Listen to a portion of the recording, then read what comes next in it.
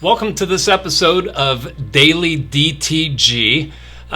These DTG episodes, we're going to explore and interview a lot of people, talk about the industry, what is going on in the direct-to-garment market, and just explore everything related to apparel in general. My name is Brian Walker, and we have Mr. Chuck Northcutt with us today.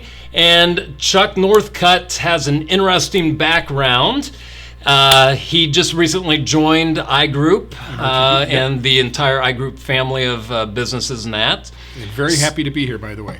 And we wanted to thank you and just do a short little interview to introduce people to you and get a little bit of a background and perspective on how you see the direct-to-garment market moving forward and other apparel decorating techniques. Before we get going, originally you were from Seattle. From Seattle, absolutely. And born and raised. And just moved to Houston. Right. On purpose, by the way. On purpose. I get warmer weather and just better climate in general. In general, yep. So I'm going to pull up a few pictures here. So if you can see up on the monitor there, tell us a little bit of history. This was back when you were 19-ish, early 20s? Early 20s, aircraft navigator in the United States Navy, thin and skinny, and I'm not really sure why they trusted me with a multi-million-dollar aircraft that was literally capable of destroying a small city. When, at that age, I probably should have been nailed into a barrel and fed through a knothole. But It was a great time in my life, allowed me to explore the world and see a lot of things, and significant growth period for me. But it gave me that foundation of discipline and drive that I've held on to all these years, that's kept me going through all the times that this country has gone through, and helped me build several successful businesses and retire early. Okay. So how did you go from the military? What did you do after that? And how did you get into the apparel decorating industry to begin with? I came out of the military. Interestingly enough, as you know, I'm living in Texas now, but at the time I was due to be transferred to Dallas, Texas from Alameda, California. And I said, there is no way I'm living in Texas. You're crazy. I don't want to fly in F4s. I'm not living in Dallas, Texas. So what do I wind up doing? On my own, many years later, moved to Texas anyway. I came out of the service and I went to work for an electronic component rep company, literally selling semiconductors and programmable logic devices to people who were building anything from heart defibrillators to kidney dialysis machines to telephone switching systems. Did that for a number of years, kind of honed my sales skills and my people skills and how to talk to people. And then, interestingly enough, my mother had this small home-based sewing machine that was capable of sewing monograms on your shirts. So she put my monograms on a couple of my shirts. And my business associates saw that and said, hey, where'd you get that done? That is really cool. So I started just as favors, taking them to my mom, and she was, doing it. And then we sat down as a family and thought, you know what? There is something here. We didn't have nearly enough information. And at that time, embroidery equipment was not as computerized, not as user-friendly, and very expensive at the time. This would have been the 1980s? Early 81, 82. Okay. Right. I actually had to mortgage my house, take a second mortgage to get the loan that I needed, the money that I needed for our early embroidery equipment. But we found, we had the equipment, we took the training, which was important no matter what method you're using, get the training. But we found early on that it wasn't so much the equipment, it was your ability, or our ability in this case, to drive business to the equipment. There is no phone jack in any of these products. They do not make your sales calls for you. That was my core competency at the time, was out making sales calls. We made sales calls on business parks. We made business parks on small local companies. We made sales calls on everybody. And it didn't take very long before we landed our first quasi-national account. Within 6 months, we landed Snapple in Washington, Seattle, and Oregon. Oh, wow. That's a small company. Yeah, small company. That kept us busy enough that over the course of time, we kept making those sales calls. And when we sold that company, we were doing the Comcast Xfinity work in 11 Western states. We were doing most of the work for Boeing. We were doing Seattle Metro Police. We were doing, anybody that you could think of, we were doing. And it was because we built those relationships and we were out in the field face to face talking to people and building those relationships. Because ultimately, people do business with people they trust and like. And when they know you, they can gain that trust and they start to like you. And they would much rather give you business than this guy that just walked in. And it's way easier to keep those customers once you have that base, when you know them, rather than to go out and continually seek new customers. Grow with your customers as they grow. Easier to retain 100%. Than to achieve new customers. Right. And that's probably one of the things in the industry, any business, that's more difficult. Now, naturally, you do have attrition and you do lose customers. They go out of business or move away or whatever. But that's why you constantly need to be selling. Always. So after that, you built the business up and sold it. We sold it. Okay. American Dream. Yep. Business up, sold. At that point, did you retire? We did. We decided, the college kids were off to college, were paid for. It was my wife and I and 2 dachshunds. We were enjoying life. We were traveling, using the sailboat, all kinds of things. And, to back up just a little bit, one of the things we did in our company is we stayed current with technology. And we also looked at where were we spending our time and where were we spending our money. And it didn't matter if we'd been doing the same thing for 10 years and all of a sudden we realized that we weren't making money at it. We stopped. Why aren't we making money? Can we fix it? If we could fix it, we'd fix it and we'd move on. If we decided we couldn't fix it, we stopped doing it. The other portion of that is we stayed current with technology. And I started getting people coming into my embroidery shop wanting these quick one-off prints, high color prints that were difficult for silk screeners to do. And I didn't want to refer them to somebody else and risk losing my core business, which at that time was embroidery. So we brought in our first digital garment printer.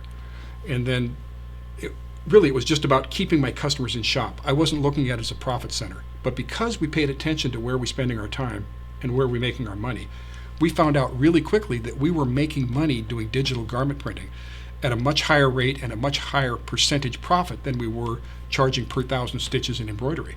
So we started focusing on that.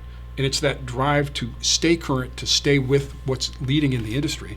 Because one of the things I used to teach in my small business classes is that if the stagecoaches had done it right, they'd have owned the trains. If the trains had done it right, they'd have owned the planes. But everybody stays with what they knew until they die, and then they go out of business. It's the evolution of business. Right. And I just heard somebody say recently, and I thought was really apt, and I sort of knew this, but I never really thought about it. No business is forever. It's true. Every business has some type of a life cycle, and that life cycle could be 6 months, it could be 3 weeks, or it could be decades or even centuries. You take a look at, say, Coca-Cola. But it still has a life cycle. It still has a life cycle, which is why they always came out with new Coke and Coke Zero and this and different brands under the Coke itself. But they were constantly evolving. And I thought about that, and I was like, there's an interesting aspect to that, because it's true. Like I said, if you don't continue to get new customers and go out and actively seek them and grow the business, you're going to attrition and die. Mm-hmm. You're going to die from lack of revenue, basically, because It does take money to keep a business going, which is why you're doing what you're doing. That's it. And you build it up, so you achieve that dream of cashing out at some point. Cashing out early. And grabbed the sailboat and started touring the... Right. But because we were such a large customer of one of the digital printing companies, they knew that they started using us early on as a customer reference. I was traveling, going to trade shows with them as a customer to talk about the success of our business and how we did this.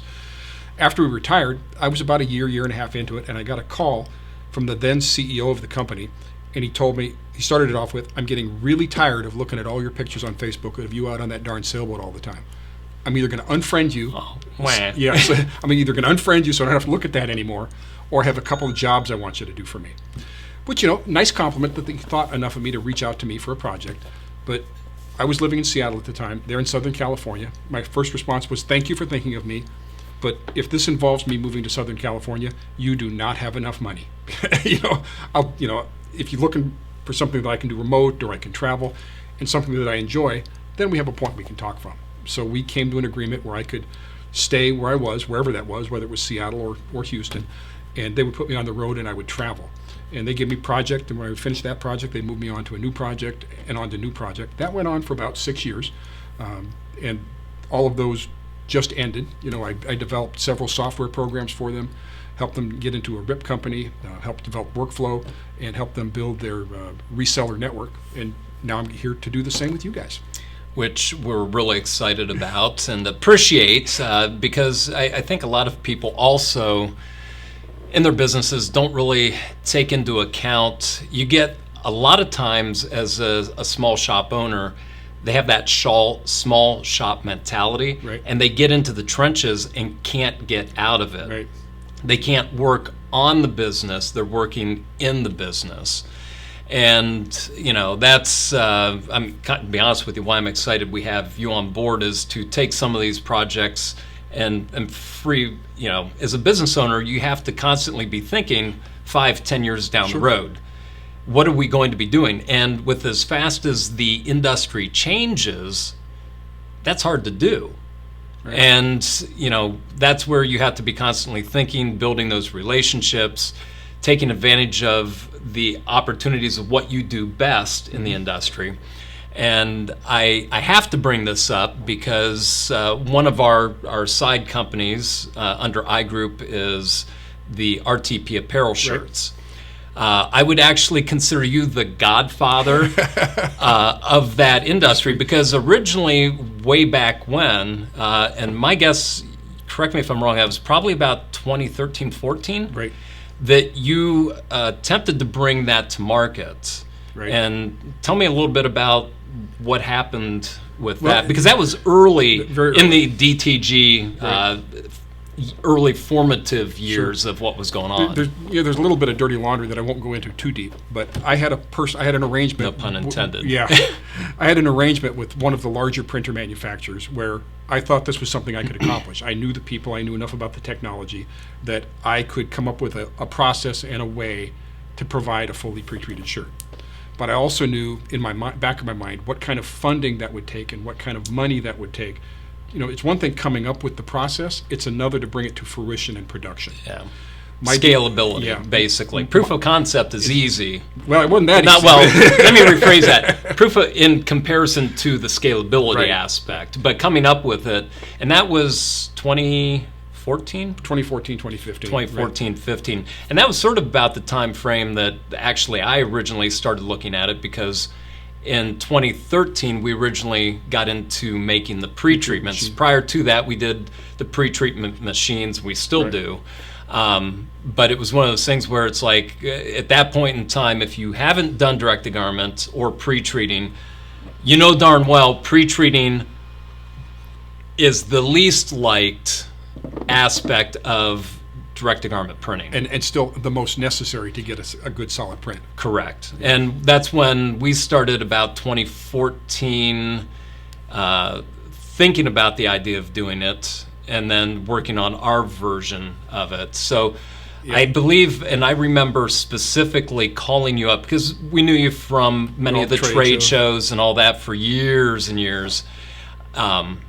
I called you up as a heads up, and very nice, very business courtesy. It was very well done. Just because out of respect, because I'm like you tried, you made it happen to a point, but then certain roadblocks and different things transpired. Right. The short version here is I had a deal where I would develop the process. If I gave them proof of concept, that they would pay for all my expenses and buy the process from me. When I presented them with the finished product, they backed out. So it didn't really, and from that point it just sort of fizzled out. Right. And then officially in 2016 we sort of launched the RTP apparel, and we had our teething issues, just like you did, trying to learn about different things in the manufacturing process. And it's everybody thinks, oh, you just take a shirt, you spray the shirt, or you just dip it in pre-treat and that's it. I wish if it was only that simple. To really achieve a above average viable product, consistent product, it's a lot of work and a lot of research and development. And I think since this is actually your first visit here to our Ohio facility, and a lot of people I don't think really They don't understand the scale of what you're doing here. Exactly. You walk in. What was your first thought when you saw our mixing area? It was like, well, literally, holy crap! I mean, that's that's a lot. It's of industrial. Capacity. Yeah, there's nothing small or minor or low key about this operation. It's huge. The ability to produce batch after batch of consistent quality product is just amazing. Yeah, and then that's been but like you said, years in the making. You learn what to do, improve upon it, and I think that's a great lesson for business owners. And a lot of people I think they get it. You have to just take what you've learned. What doesn't kill you makes you stronger. Hopefully smarter. Or what doesn't kill you or bankrupt you will hopefully make you smarter, as long as you take that and build upon that. Sure. And that's sort of what we've tried to do here consistently and over time. Now, I do want to bring up one other photo here. This is going to be a fun one. It's one of your, just as a side hobby, before we get into the market and direct to garment and different things. Tell us about this. Oh boy. Well, that's not a new hobby. This is me starting an old hobby again. I've been into martial arts for a long time. Had to take a long time off through a series of moderately severe injuries that were mostly self-inflicted. But that's part of my fitness program. Like a lot of people during COVID, and as we age, I put on a considerable amount of weight. I was up to 236 and started bicycling, got back into martial arts, got back down to 185. Well, that helped because you moved to Texas. There you It's go. warm year-round. You have the sun. By bicycling. Yeah. Yes, that is absolutely my favorite hobby. It's still a 700, 800 calorie burn for an hour and a half worth of work, and my resting heart rate after all that exercise is like 45. In other words, I'm not going to peeve him off because I know he can kick my butt. That's the problem. I'm the oldest guy on the mat, but the good thing is I'm on the mat. Yeah, well, that's the thing. It doesn't matter as long as you're trying. Doing it, that's it. And, circling that back around with everything, I think that's sort of the whole key to direct to garment in and of itself. The market really has advanced or matured. It's still extremely early in I would say, the teething stages. But we just finished up with Printing United in Las Vegas, Great show. Middle of October. What sense it had been 3 years since they had held that show. Right. What sense did you get on the apparel, the DTG, direct-to-garment side of things? In terms of equipment? Equipment and just the general feel for the industry. People are excited about what DTG can do. Not only the direct-to-garment, but with the addition of direct-to-film technology. The RTP shirts being the consistency and the broad range of colors. New polyester shirts that you can now print on poly, which has kind of been the holy grail for DTG because it was primarily cotton or natural fiber products. Polyester was something previously that pretty much was relegated to sublimation, but dye-sub didn't do darks. Yeah, and on the topic of polyester, I believe Kornit was showing their Polymax there. But it's a $500,000 piece of equipment? Somewhere, but I'm not going to give an exact price. I know it was it's expensive. It was upper six-figure type stuff, but they could do a wide variety of stuff. So the technology is moving in that direction, more towards the high-performance stuff, and I appreciate the plug on the RTP and the polyester. We did showcase that there at the show. Right. Well, what you're seeing now is, right now, you have machines that are, they're still tabletop. You have the Epson, you have the Ricoh, you have the Brother machines that are of a similar footprint and of similar speed and a similar size, and there's not really anything in a mid-range that I would call right now. Then you go to these machines that are true. I would say maybe the Brother, GTX the Pro Bulks, and the 3070s. It's sort of more that tier up from the standard ones that we've come to know, the basic Brothers and Epsons and Ricohs. But then you have the higher, their higher price. Yeah, even those for their higher price, the production, while it's higher, it's still not.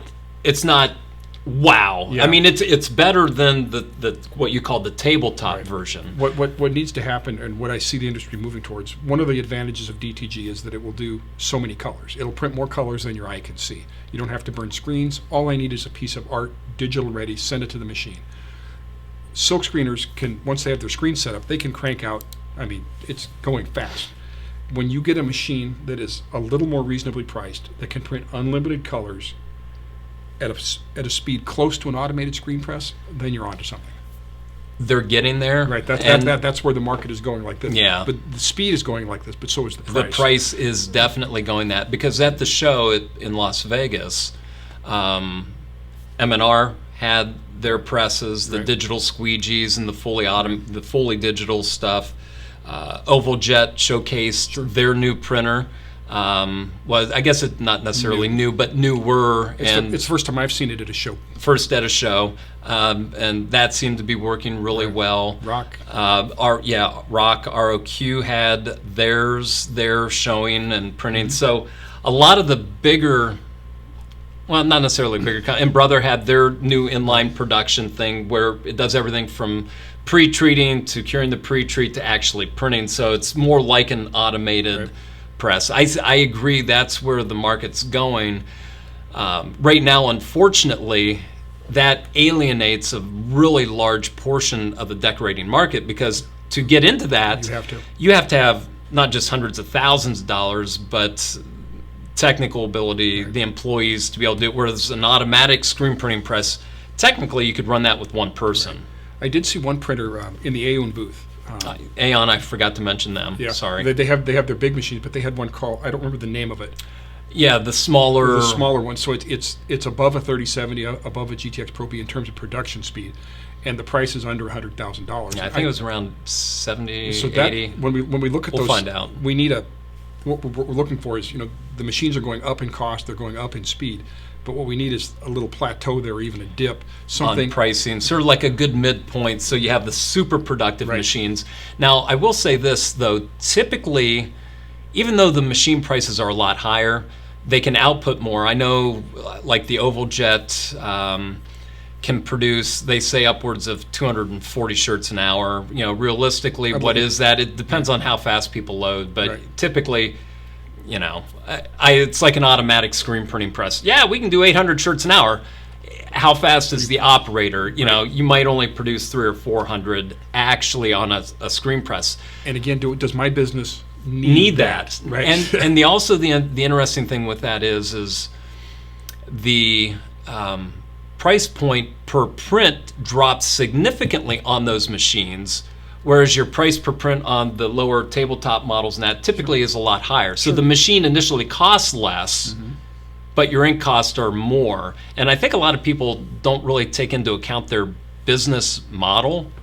Right. What customer base are they serving? Correct. If you're trying to compete in the screen printing market, DTG isn't necessarily the way to go, but it can be maybe on some of these bigger units, because you can output 150, 200 shirts an hour, every single shirt being different and customized, popping off, say, every 20 seconds or whatever. Again, if that's your customer base. If that's your customer base. You need to tailor your machines to your market and your customer base. Okay, now I've got a question. This is a fun one for me, because I can argue both sides of this in the direct-to-garment community.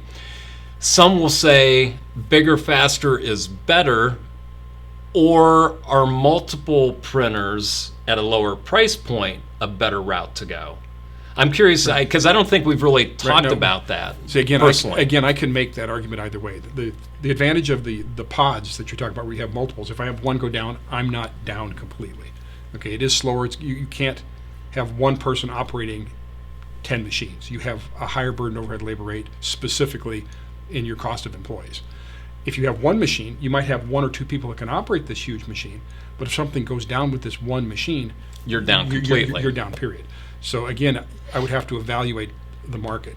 And what is your business model? Right. How many do you, right. And most of the customers that I've dealt with over the years, people that I've trained, shops that I've visited, are not to the level of needing, 3 Aeons or 2 Corneats. There are those people out there, but that's really the minority in the market. Right. I was going to say probably the biggest, and having that experience in sales, a lot of them are probably like you, that had maybe a smaller screen or embroidery shop, and they don't want to lose those potential customers to a competitor across town.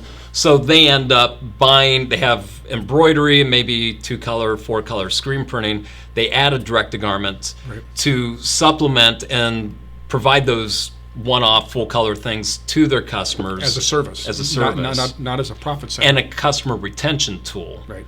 But then some people were able to take that and then actually build phenomenal businesses off of it. I go clear back to originally when I was selling some direct-to-garment printers back in 2000.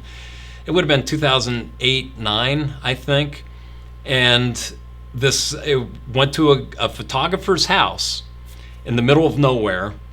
And he was a dog photographer. He took pictures of every breed of dog that was out there. If he saw a dog breed that he didn't have, he would do it for free and give them portraits of the dog just so he could use that image. All he was doing was printing on white shirts.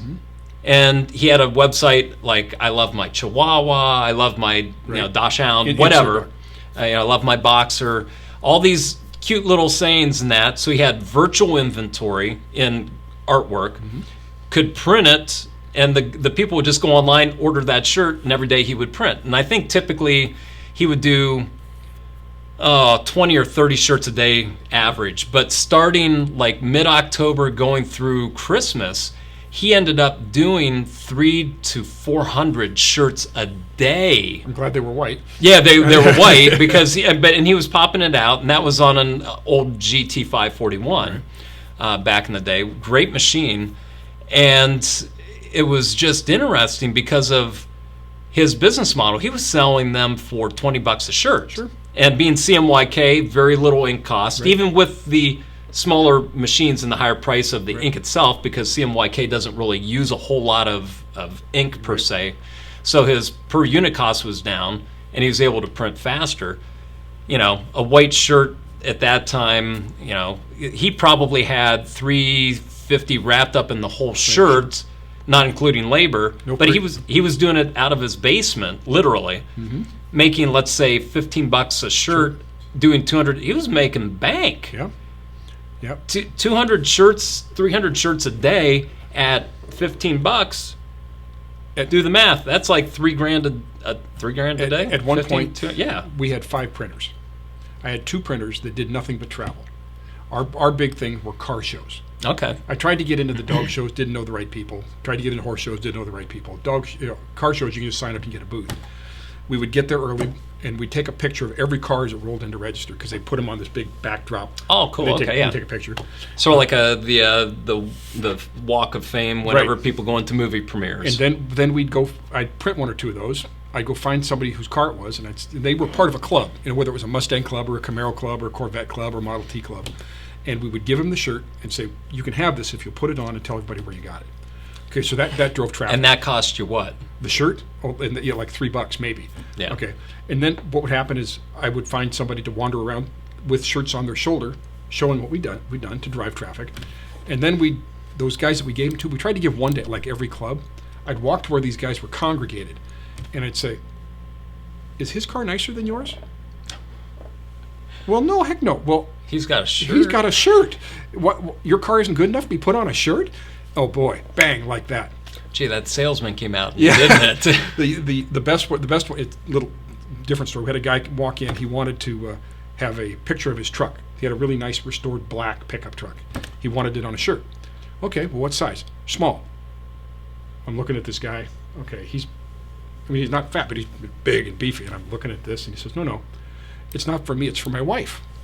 "Oh, okay. Well, interesting. T-shirt for your wife." He says, "Yeah, that way I can tell everybody she's going to wear it to bed, and I can tell everybody that every night I sleep with my truck." And she was there. It's like, or you might be sleeping on the couch. It all depends. You might actually be sleeping with your truck. Oh, that's funny. But those shows, everybody got a card, and those shows drove so much traffic to us for the next sometimes months. It was going into Christmas and other things, and those. Every customer that you bring in. One of the things that we used to do would be, somebody comes in for a school and would order, say, screen printed 200 shirts for the student body for something. And we would hang tag every shirt that came out with, not our business card, but it was a nice glossy double-sided that had our business name, contact info, what we did type thing. And you can really create a story and be creative with that. But one person ordered and 200 people got the information of where that shirt came from. And that cost literally pennies outside of coming off the dryer, tag, boom, next tag. And it was great because it's an inexpensive way for people to expand their business and awareness on one of the cheapest avenues on a per touch basis. Same thing. When we would do embroidery, we'd do a really nice embroidery job. We already had the art because we'd done digitized. We'd take that art, we'd throw it on a shirt, throw it in the box with every time an order went out. Again, inexpensive advertising. Oh, you do that? I didn't know you did that. Yeah, thanks for the shirt. Yeah, there you go. That type of a thing. Now, here's a question as we start to wrap everything up, is where do you see, one, with the economy, where it's going, and where do you see direct-to-garment going over the next several years? Obviously, we just had the election, midterm election. Inflation is at its 40-year high and all this. How do you see that impacting the apparel industry? Is it going to impact it? And two, where do you see direct-to-garment really going through this, and where do we ultimately end up at down the road some point in time? When things get tougher and people are worried about losing their jobs, they're worried about inflation and how am I going to make ends meet, they're looking for ways to have another hustle or a side business. And the interesting thing about direct-to-garment is it's a very low entry point to start a new business in terms of the overall cost. You need to learn your equipment. You need to be able to go out and make those sales. But especially if you're in a smaller community, people tend to hunker down. They tend to group together. And if you're in a smaller community and you have one of these printers and you can provide a service, because people are going to pull back on some things, it will happen. But there's still going to be plumbing companies. There's still going to be the Mexican restaurant down the road.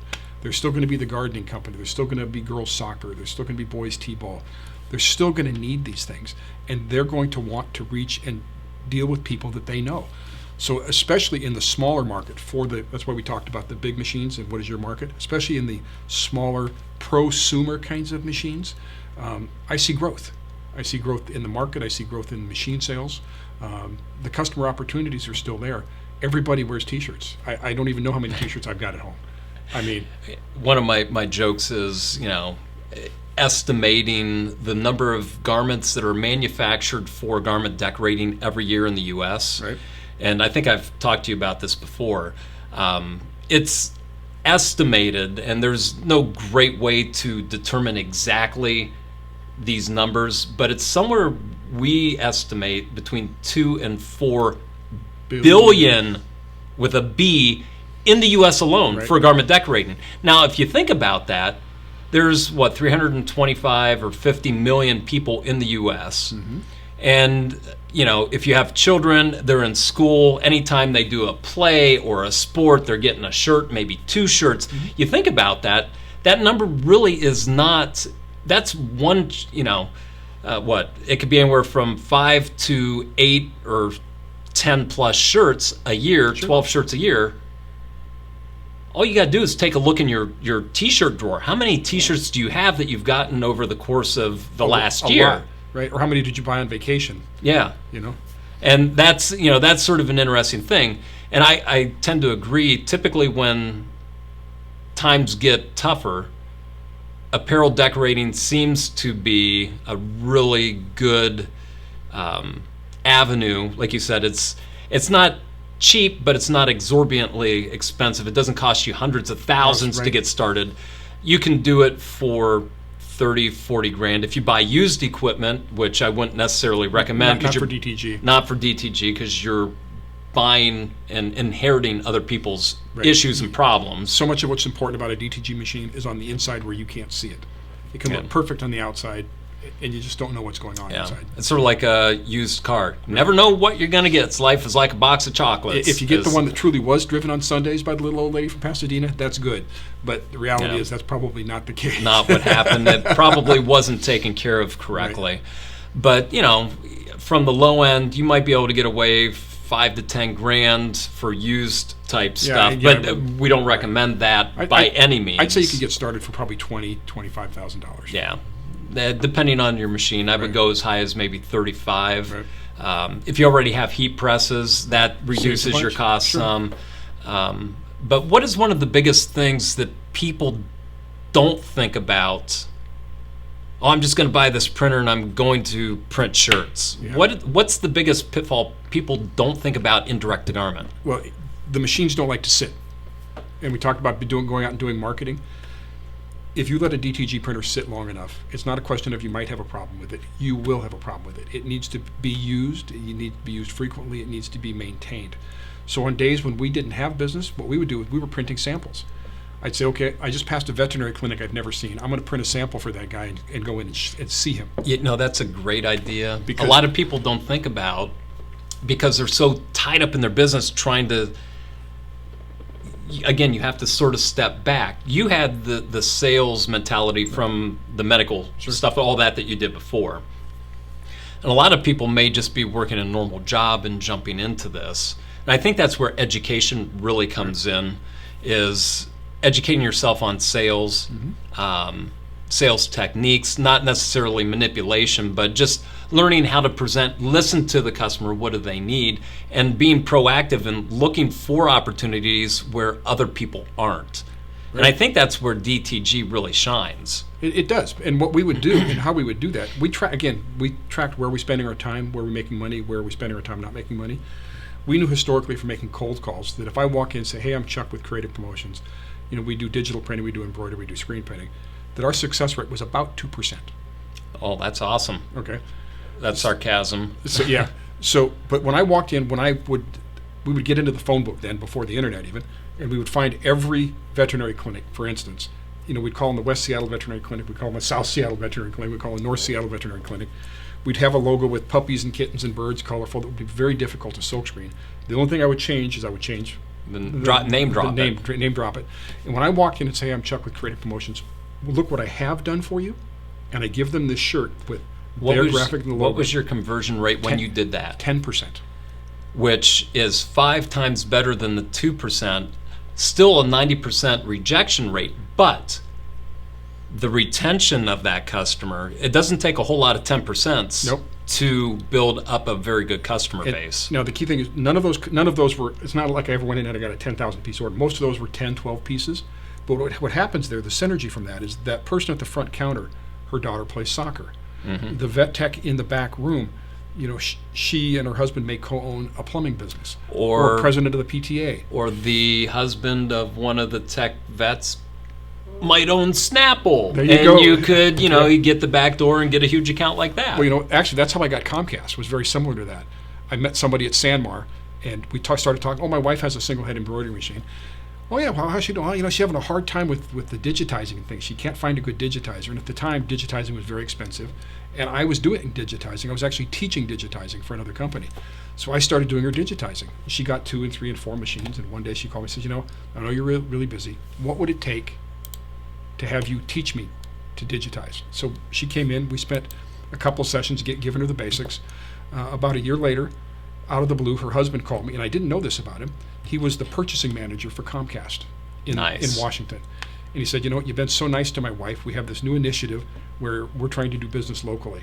Oh, wow. And I'd like you to quote this. And I'm thinking, okay, this is great that I get this opportunity, but there is no way. And that's where taking care of the customer, not necessarily extracting money, but actually caring and being nice and helping. Yeah, customer service. I didn't have to teach her, because when I taught her to embroider or taught her to digitize, I lost all that business. Yeah. But it was the right thing to do.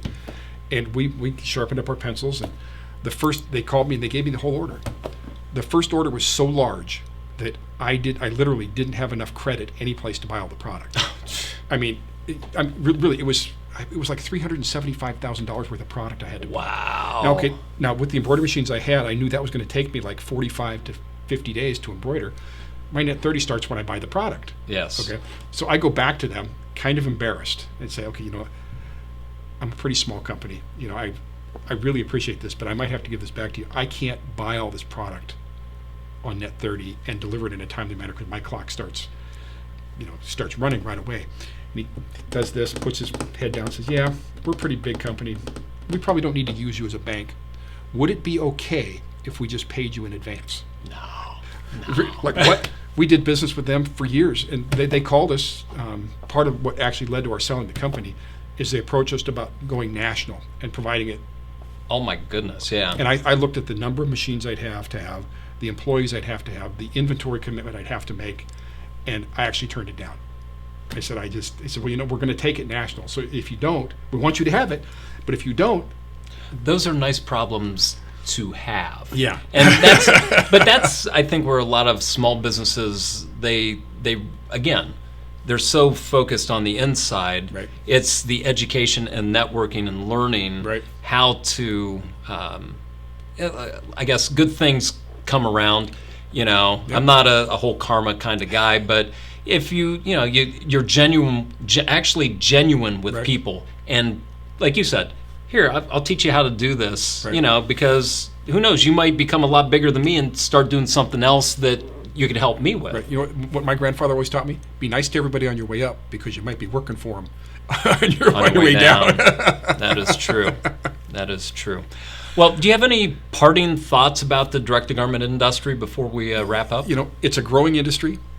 It's a worthwhile industry to participate in, but educate yourself. Take time to learn your hardware. Take time to learn your software. Have a business plan before you start. Many times I've helped shepherd people into equipment, and then a year later I'll get a call from it. Hey, I'm just wondering if you could tell me what I should be charging for this. Okay, that's a question you should already have answered before you purchased equipment. Be well educated, be well informed, and don't be afraid of no's. Go out and make those sales calls because that's what's going to feed your machine and ultimately drive your business. Rejection is just an opportunity to get better and hone your skills, and basically. Take the no gracefully and leave them on to the next one. That's okay. Yeah. It's nothing personal. It's strictly business. There, you know it. So I appreciate you, Chuck. Thank you so much. Joining the iGroup team and actually being one of our first interviews for the Daily DTG. Cool. And we'll probably have you back additional stuff to cover a variety of different things. But spread the word. Like it on our YouTube channel, and we will be back another day with hopefully not better than you, but more interviews. Your interview just was horrible. Additional information and stuff about the direct-to-garment industry, right. and learning more about. I guess my whole concept with everything is sort of like what you were saying with that lady in the embroidery, is to help people. And I get excited when I hear about people's businesses and what they're doing, and it's being successful. Right. That inspires me because I know there's absolutely something there I can learn right. to apply to my own life, my own business, and stuff like that. So we hope that these interviews inspire you.